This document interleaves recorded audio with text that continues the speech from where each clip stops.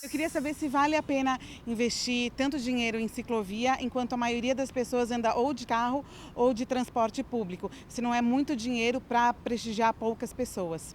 A princípio, pelo menos aqui no caso de São Paulo, né, uma cidade, dentre os padrões de cidades brasileiras, aí os perfis que a gente tem da ANTP, da Associação Nacional de Transporte Público, em torno de 1%, né, da população usa bicicleta, mas isso pode mudar.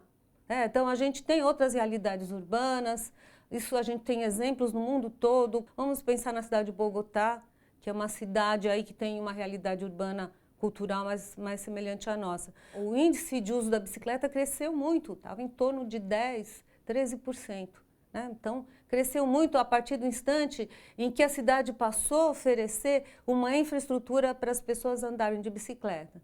Então, é uma questão também de você acordar para isso e repensar os seus paradigmas. Não dá para pensar, é pouca gente, não dá.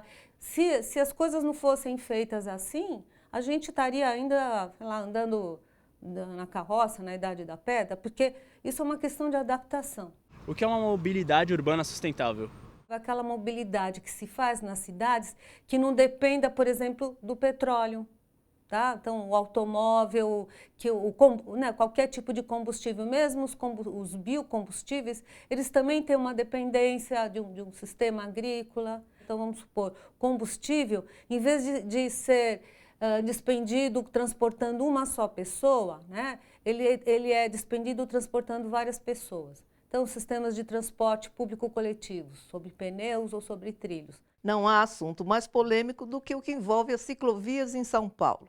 Em cidades como Nova York, Paris, Londres e Amsterdã, foram precisos 5 ou 6 anos para que houvesse uma compreensão do seu uso e da sua necessidade. Lógico, é legal, até na área que eu trabalho eu incentivo muito a prática de atividade física, só que eu não sei se tem a necessidade de fazer uma coisa tão grandiosa assim numa avenida onde tem um fluxo tão grande como a Paulista, né? Aí eu queria saber se de repente isso aí vai dar certo, se o corredor de ônibus vai continuar funcionando normalmente desse lado de cá. E eu acho que não vai, né? Mas gostaria de saber se vai dar certo. Vai, ciclovia na Paulista, ela está em obra, ela vai funcionar. Ao contrário do que as pessoas estão afirmando por aí, né? Estão aparecendo, acho que lendas urbanas, ela vai ficar sobre o canteiro central, né?